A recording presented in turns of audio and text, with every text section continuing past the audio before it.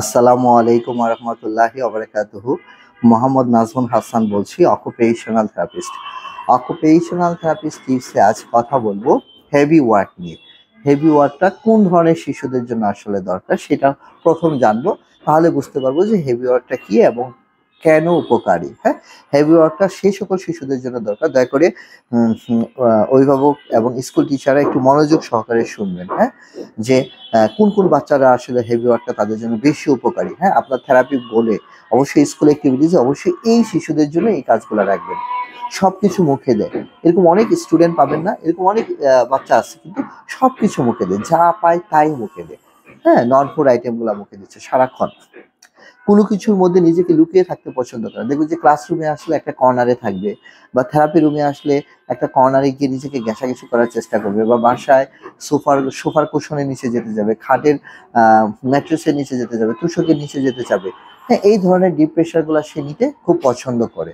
হ্যাঁ, একটু পছন্দ করে এই ধরনের বাচ্চাদের জন্য। তারপরে ৩ নম্বর হলো ভারী কম্বল সবসময় গায়ের উপরে রাখতে পছন্দ করে। যে আমার ছেলেটা স্যার শীত গরম সবসময় সারা বছরই ভারী কোনো কিছু গায়ের উপরে রাখতে পছন্দ করে, এই ধরনের বাচ্চাদের জন্য।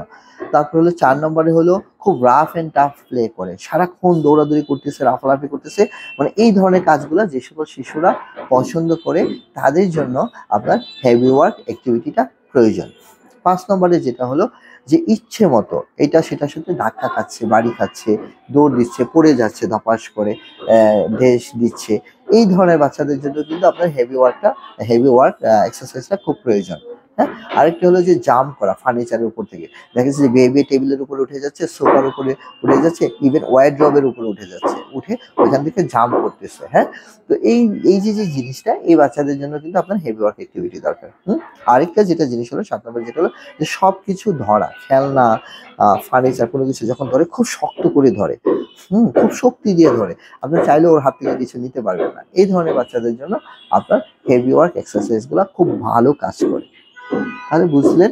এবার আসেন হেভি ওয়ার্ক এক্সারসাইজটাকে। হেভি ওয়ার্ক এক্সারসাইজটা হলো একটা প্রোপ্রিওসেপ্টিভ একটা ইনপুট। হ্যাঁ, প্রোপ্রিওসেপ্টিভ ইনপুট যেটা আমাদের শরীরের অবস্থান এবং পারিপার্শ্বিক অবস্থা মানে কি, যেমন আমি নিরাপদ কিনা বা সেটা বিপজ্জনক কিনা এনভায়রনমেন্ট থেকে, এইগুলা সম্পর্কে আমাকে জানতে সাহায্য করে, যা বডি মুভমেন্টের সাথে জড়িত। বডি মুভমেন্টের সাথে আমি একটা অবস্থান সম্পর্কে, যেমন আমি এই রুমটায় বসে আছি, এই রুমটা কি নিরাপদ কিনা, হ্যাঁ, বা কোথাও থেকে কোনো কিছু হবে কিনা, এই যে অ্যাওয়ারনেসটা, এটাকে বলে প্রোপ্রিওসেপ্টিভ ইনপুট।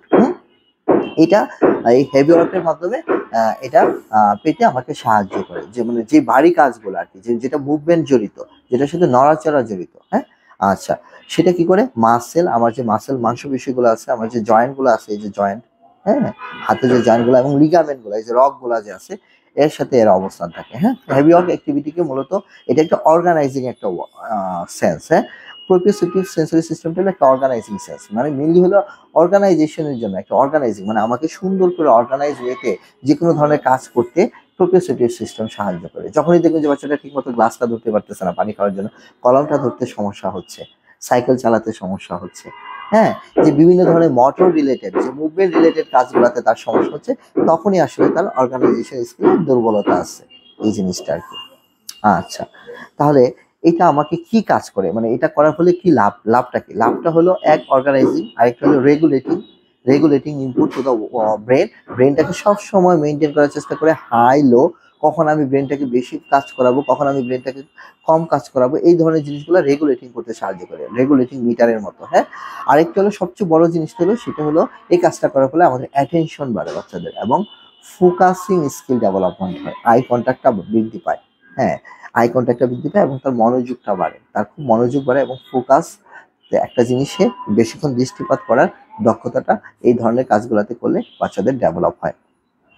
আচ্ছা, এখন আসেন এই যে কাজটা, মানে এই ধরনের যারা হেভি ওয়ার্ক গুলো পছন্দ করে, এই যে বাচ্চাগুলোর সিমটম বললাম, এই বাচ্চাগুলো কিন্তু কখনোই, তারা সব সময় নেভার এনাফ, মানে দেয়ার ইজ নেভার এনাফ, মানে কখনোই তাদের সন্তুষ্ট হচ্ছে না। You will always get more and more, so active, তারা সবসময় অ্যাক্টিভ থাকে, সো অ্যাক্টিভ থাকে।